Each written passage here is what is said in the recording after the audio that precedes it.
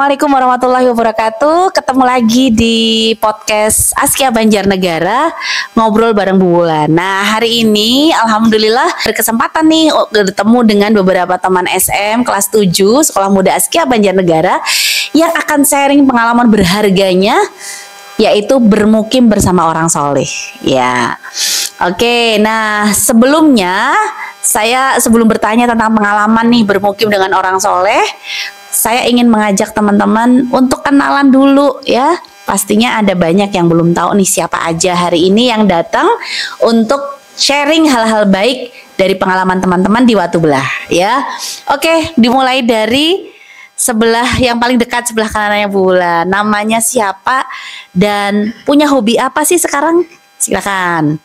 Saya Ayas, sekarang saya punya hobi memasak. Oke, memasak. Lanjut, namanya siapa? Saya Hansa. Sekarang saya memiliki hobi untuk menggambar banyak hal seperti desain baju dan mendengarkan musik. Oke, luar biasa. Silakan. Sebelah Mas. Kenalkan, saya Abdullah Pangar Al-Jawas yang biasa dipanggil Abdul. Hobi saya itu berolahraga, yaitu bermain sepak bola. Oke, bermain sepak bola. Perkenalkan, nama saya Muhammad Fatan Al-Fabas, bisa dipanggil Fatan. Hobi saya bermain sepak bola. Oke, bermain sepak bola. Silakan, Mas. Assalamualaikum,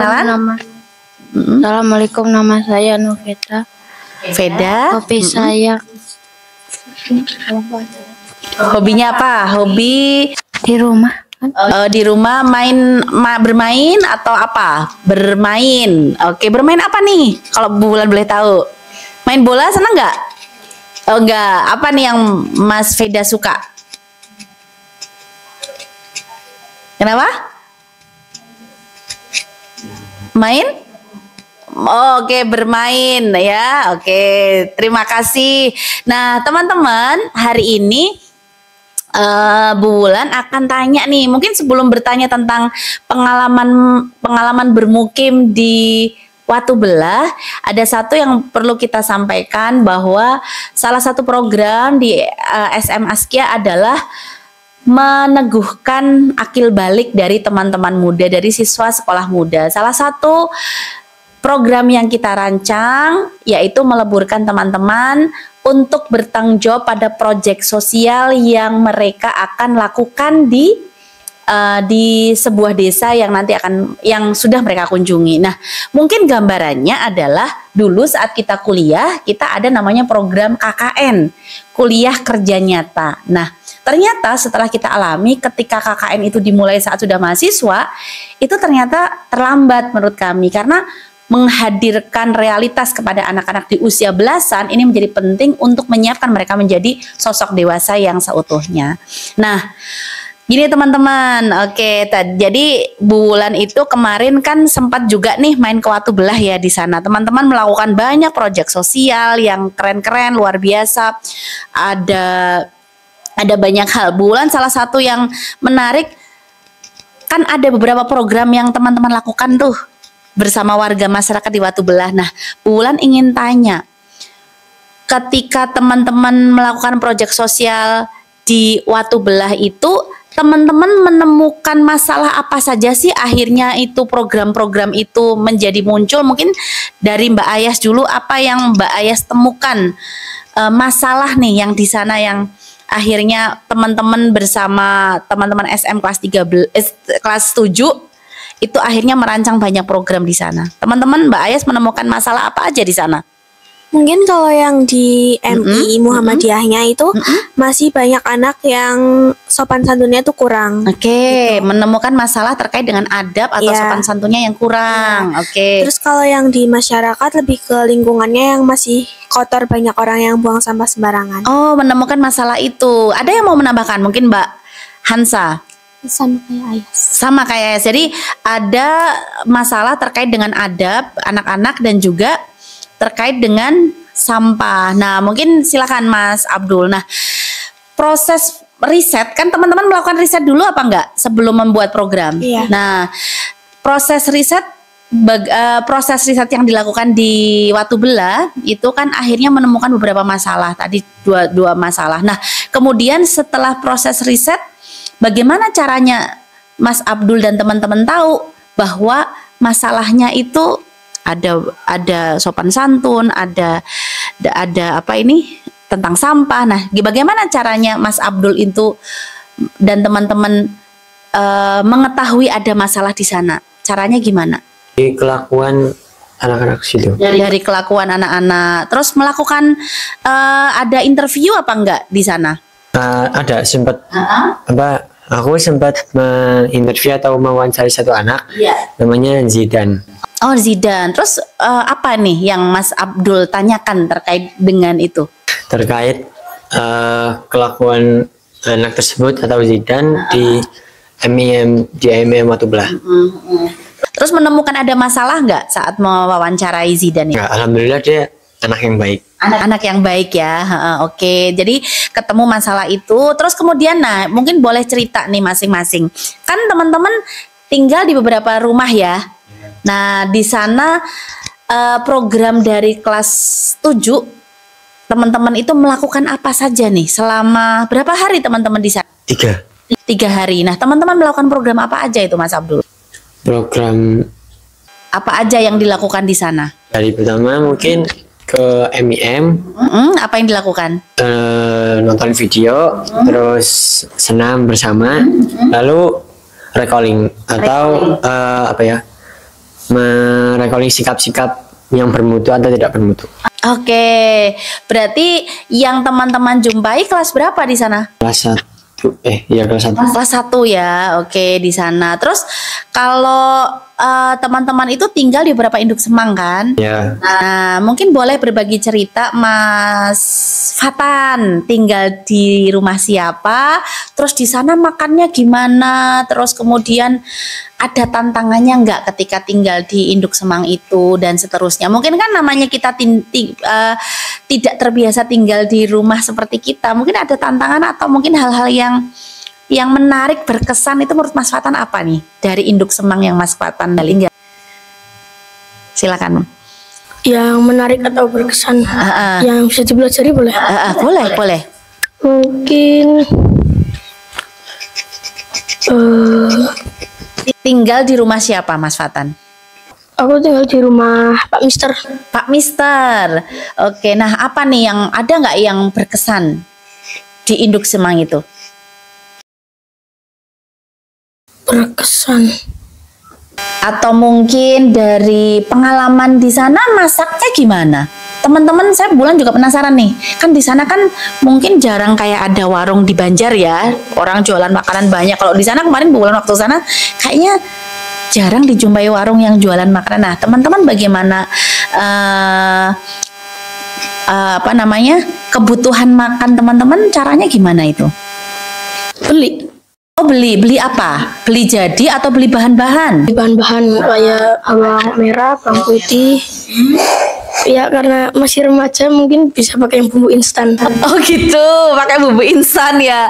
Untuk masak apa itu? Menarik sekali. Nasi goreng. Jadi jenis masakan apa yang sudah teman-teman masak kemarin? Waktu bareng sama teman-teman yang lain di rumah Pak Mister. Di rumah Pak Mister kan cuma 2 orang. Aku sama Elka. Hari pertama itu sarapannya nasi goreng. Nasi goreng. Hari kedua?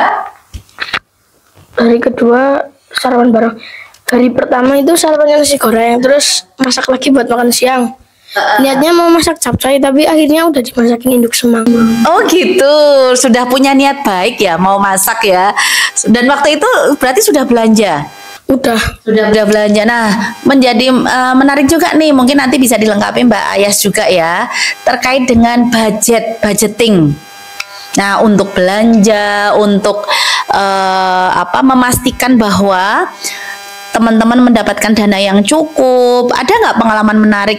Gimana nih caranya membuat anggaran belanja selama sekian hari? Teman-teman dapat anggaran berapa dan bagaimana caranya teman-teman bisa mengelola sehingga teman-teman bisa makan makanan ya sederhana tapi menyenangkan dengan makan karena makan bersama teman-teman. Gimana? Budgetnya gimana? Kalau kita disediain budget itu per sekali makan itu 10.000. Oke. Karena ada 4 kali makan dan aku 2 orang, jadi dapat 80.000. 80.000. Ya. Terus bagaimana caranya membuat rencana belanjanya mau apa saja itu gimana caranya Mbak Ayas menyusunnya? Kita nentuin dulu mau makan apa aja, terus bahan-bahannya sama harganya kita catat, terus kita total cukup atau enggak. Cukup atau enggak? Ada nggak pengalaman menarik mungkin saat di warung, mungkin mau beli harus nawar dulu dan sebagainya? Ada nggak pengalaman menarik yang bisa diceritakan? Kalau kayak gitu sih, kita beli telurnya kan di rumah salah satu induk semang juga, yang dia memang punya peternak telur. Kita beli 1/4 kilo, kita dapat banyak banget. Oh gitu, berarti Bonusin. belinya 1/4 kilo, tapi dapatnya berapa butir itu kemarin? Kemarin dapat 1/4 sama ditambah itu hampir setengah kilo. Wah, luar biasa ya. Jadi itu salah satu hal positif dari orang-orang di desa itu banyak yang bermurah hati ya. Iya. Terus apa yang dari situ apa yang Mbak Ayas pelajari nih dari karakteristik warga setempat di sana, karakter orang-orang di sana?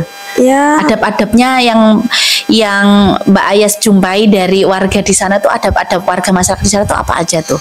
ya baik banget. Baik, terus ramah-ramah? Iya, ramah. Ramah, terus apa lagi? Mungkin mereka murah hati banget. Murah hati ya, berarti penyayang gitu ya, Masya Allah. Oke, nah mungkin bijak juga sharing nih Mbak Hansa. Kemarin Mbak Hansa, saya bulan tuh melihat ada konten yang menarik terkait dengan kampanye tentang anti bullying. Nah, apa nih yang mendasari teman-teman bikin program kampanye anti bullying? Kenapa kok bikin program itu? Diawali dari apa? Karena kan kemarin pertamanya itu observasi dulu sama wawancara ke beberapa murid. Iya. Nah, kata murid-murid sana, kadang teman cowok itu suka jahilin teman cewek, terus ya pokoknya Kata-katanya kurang bermutu gitu ya. jadinya bikin murid-murid yang diganggu nggak nyaman. Terus dari permasalahan itu akhirnya teman-teman membuat program kampanye anti bullying. Nah, sekarang terkait dengan sampah, mungkin Mas Abdul boleh nanti sharing ya. Kemarin Bulan juga sempat melihat tuh ada banner. Di sini bukan tempat sampah. Masalah apa yang Mas Abdul dan teman-teman lihat sehingga kok muncul ada banner-banner itu di Dusun Watu Belah? Apa nih?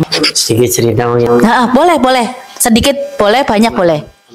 Kemarin hari pertama bermukim atau hari Jumat, itu setelah kelompokku dan kelompok Brili itu kan satu arah sama tetanggaan rumahnya. Jadi itu melewati turunan, di kiri jalan itu ada suatu rumah dan warung.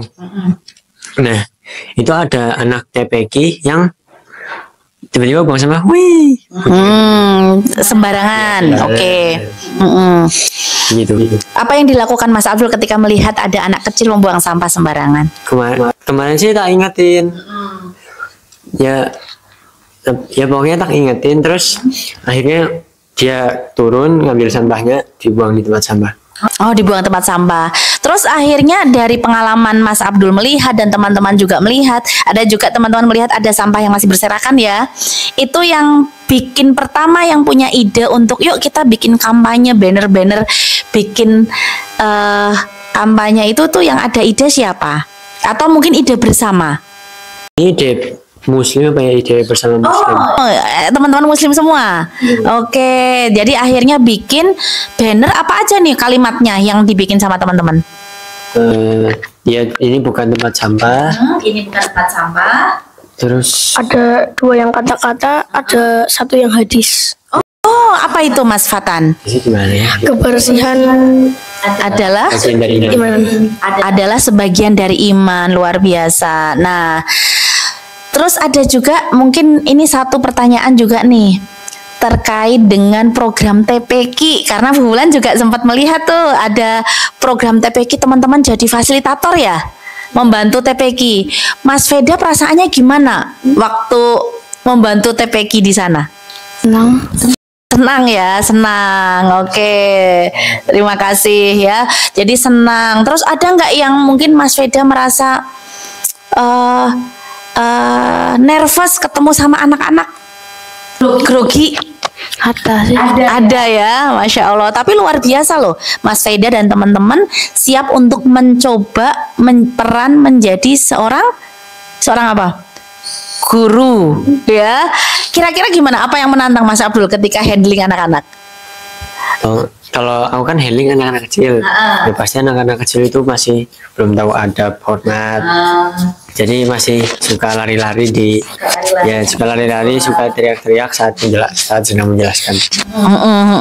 Terus yang dilakukan oleh teman-teman ketika melihat kondisinya seperti itu apa? Mengingatkan, biasanya seperti guru-guru di askilnya, teman-teman. Oh gitu, siap gitu ya. Terus akhirnya tenang lagi gitu ya, Masya Allah. Ya, lama-lama nanti juga Fisik lagi, nanti ditenangin lagi. Luar biasa. Tapi adab apa yang teman-teman pelajari ketika handling anak-anak?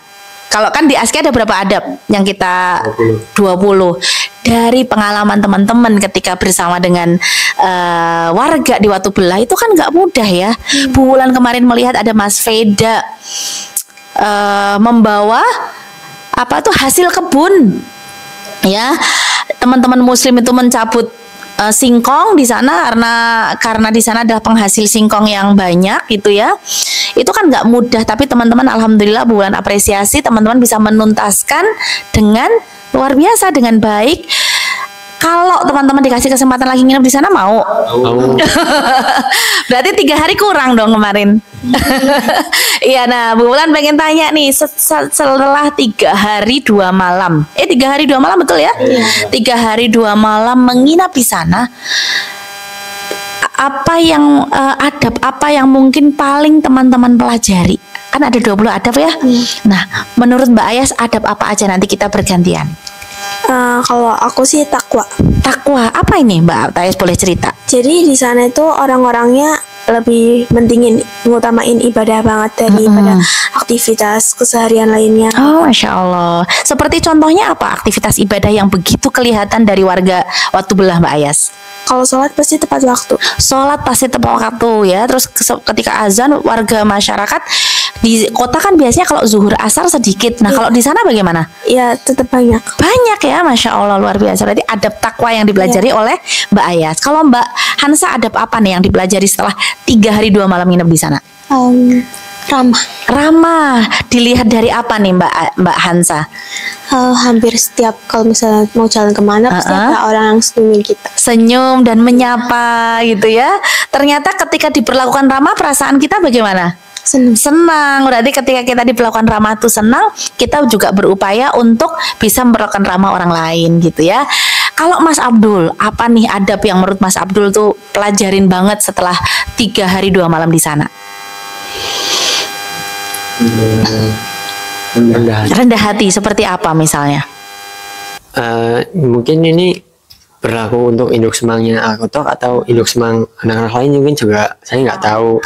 Jadi jadi induk semang aku sendiri itu suka berbagi. Jadi nanti misal aku pamit sama Veda sama Fidel, pamit mau beli bahan-bahan untuk masak. Itu niatnya pagi-pagi mau masak tempe. Kan masih butuh tempe, terus butuh bumbu-bumbu kayak ketumbar, terus garam, bawang. Mau bikin tempe apa itu? Tempe goreng. Oh, tempe crispy, tempe goreng. Oke. Itu waktu pamit bilang, "Mbah, saya pamit mau beli bahan-bahan sama anak-anak." Nah itu mbahnya nggak usah ngapain, itu masih ada bawang, masih ada telur, masih ada tepung, masih ada dan lain, jadi nggak usah beli, ngapain, nggak usah. Nah itu jadi mungkin suka berbagi, terus rendah hati juga kan, Masya Allah ya, rendah hati, suka berbagi, penyayang berarti ya Mas ya, luar biasa. Jadi Masya Allah ya, Allah mendatangkan rezeki kadang nggak langsung tuh, tapi didatangkan rezeki dari kita bertemu dengan orang-orang baik, itu rezeki juga buat teman-teman. Nah, Mas Fatan, apa nih adab yang Mas Fatan lihat dari selama 3 hari 2 malam? Disiplin. Contohnya apa nih? Menarik nih Mas Fatan. Kayak apa? Mas Fatan apa harus mengatur waktu atau gimana gitu? Kalau yang aku lihat sih, mbah-mbah di sana kalau nggak bapak-bapak itu pagi-pagi biasanya sholat subuh, bersih-bersih badan, terus ke sawah. Ke sawah, karena mereka banyak kan kerjanya itu ya, punya sawah. Oke, lanjut. Terus sebelum sholat duhur itu, sebelum azan udah di rumah. Sudah di rumah, mereka akan melanjutkan ke ibadah sholat duhur, memastikan di masjid ya. Terus teman-teman sendiri ngomong-ngomong disiplin warga, tadi Mas Fatan udah cerita. Nah, teman-teman di sana disiplinnya terlatih tidak? Iya. Iya, seperti apa contohnya? Ada yang siap cerita? Oke, silakan Fatan. Di rumah dibanguninnya itu susah. Oh gitu. Terima kasih ya sudah jujur Mas Fatan. Tapi saat di sana dibangunin LK gampang. Sholat subuh berdua. Masya Allah. Setelah dari sana, berarti kita bisa pelajari apa? Ternyata teman-teman pun bisa, maka ketika di rumah pun bisa. Kira-kira supaya bisa bangun lebih pagi, kan nggak harus dibangunin sama temen ya. Ketika di rumah nggak ada teman, kira-kira apa upayanya supaya bisa disiplin bangun pagi menurut Mas Fatan? Mungkin tidur lebih awal. Terus perlu alat bantu nggak untuk membangunkan biasanya? Alarm, iya itu salah satu ya. Karena ada salah satu juga nih kata salah satu yang kita pakai ini, nggak mungkin orang sukses kalau dia bangun siang. Jadi mudah-mudahan pengalaman itu bisa diteruskan ketika di rumah, bisa bangun pagi. Sekarang subuhnya jam berapa teman-teman? Jam 4. Jadi kalau bangunnya pagi, insya Allah bisa lebih segar ya. Mas Veda, apa nih adabnya yang bisa dipelajari? Adab hormat. Adab hormat seperti apa Mas Veda? Ya, apa? Induk semangnya pas datang tuh kayak hormat gitu. Menghormati teman-teman ya, meskipun mungkin baru pertama kali ketemu. Terus Mas Veda nyaman nggak di sana? Nyaman ya, alhamdulillah. Padahal itu adalah pengalaman pertama. Mungkin biasanya kita tidur di rumah yang lebih luas, kita kemarin tidur di rumah yang lebih kecil. Kira-kira perasaan atau adab apa yang akhirnya Allah kasih pembelajaran? Kan di desa kan mungkin jalannya nggak selebar di kota ya nggak. Terus apa lagi? Lebih ramai atau lebih sepi? Lebih rame. Kalau dibandingkan sama di kota, di desa itu lebih ramai atau lebih sepi? Lebih sepi. Oke, berarti kita belajar apa nih? Sikap bersyukur, betul, bersyukur kepada Allah. Dengan kita tinggal 3 hari 2 malam, kita banyak belajar bahwa ternyata warga-warga di desa nggak perlu banyak punya, tapi ternyata mereka terlihat bahagia atau tidak? Iya. Iya, dari apa tuh terlihat bahagianya menurut Mbak Hansa?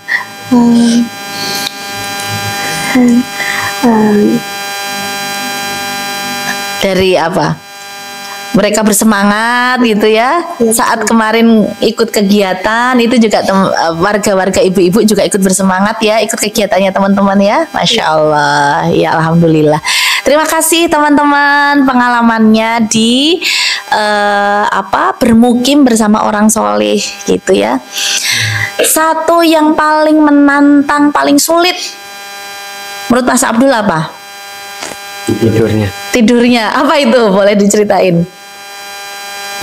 Mungkin tidurnya kan bertiga, biasa juga di rumah sama adik cuman berdua. Kalau ini sama teman-teman yang otomatis ukuran tubuhnya pasti berbeda dengan anak kecil. Terus ya pasti juga mungkin punya teman yang tidurnya tuh agak lasak. Ya, agak lasak. Goyang kesini, goyang. Jadi tidurnya agak kurang nyaman. Ya. Tapi ternyata Masya Allah ya, teman-teman akhirnya jadi belajar ya untuk beradaptasi dengan lingkungan baru. Karena kita nggak tahu nih ke depan ketika dewasa teman-teman akan berkarya di mana, akan bagaimana. Nah ini salah satu usaha teman-teman untuk beradaptasi pada lingkungan yang baru ya. Terima kasih teman-teman. Mudah-mudahan pengalaman ini bisa menempa teman-teman hal yang nggak nyaman. Pasti capek, itu capek nggak? Iya. Capek juga, lelah. Kadang homesick, kangen sama rumah nggak kemarin? Iya homesick gitu ya. Tapi ternyata Masya Allah, Allah memampukan hati teman-teman untuk bisa mengelola itu sehingga bisa menuntaskan program itu dengan baik. Mungkin suatu saat ketika nanti teman-teman memang harus keluar kota Banjar atau mungkin nanti akan bertemu hal-hal yang mungkin nggak menyenangkan, teman-teman akan bisa lebih bisa mengelola hati ya. Mudah-mudahan seperti itu. Terima kasih teman-teman. Bu Wulan doakan mudah-mudahan tumbuh menjadi pemuda yang solih, menjadi pemudi yang solihah ya. Cita-citanya Allah ijabah. Amin ya robbal alamin. Terima kasih ayah bunda dan seluruh teman-teman yang menonton edukasi dari podcast Ngobrol Bersama Bu Wulan. Ini menjadi salah satu stimulasi untuk Askia Banjarnegara bagi teman-teman muda yang semakin meneguhkan jati dirinya. Jadi ini adalah sebuah ikhtiar ketika nanti kelak mereka dewasa, itu bukan saatnya mereka mencari jati diri. Karena mencari jati diri itu seharusnya sudah selesai di usia 15 tahun. Harapannya teman-teman 15 tahun juga sudah tahu nih, oh ternyata saya ini berkarya karena untuk siapa? Tujuannya karena kemarin teman-teman berarti melakukan bermukim bersama orang salih karena siapa? Belajar diniatkan karena Allah. Insya Allah ya, mudah-mudahan itu menjadi pengalaman yang bermakna. Sama satu kutipan yang ingin saya ajak ayah bunda dan juga kita semuanya, bahwa perlakukan teman-teman muda di usia belasan ini adalah calon orang dewasa. Jadi ketika mereka sudah merasa bahwa mereka adalah calon orang dewasa, maka insya Allah mereka sedang bersiap untuk menjadi pribadi yang sebenar-benar dewasa. Ketika amal baik, dosa sudah ditanggung masing-masing bagi setiap orang yang sudah menjadi dewasa. Terima kasih, semoga menjadi manfaat dan memberikan nilai atau manfaat-manfaat yang bermakna untuk keluarga. Terima kasih.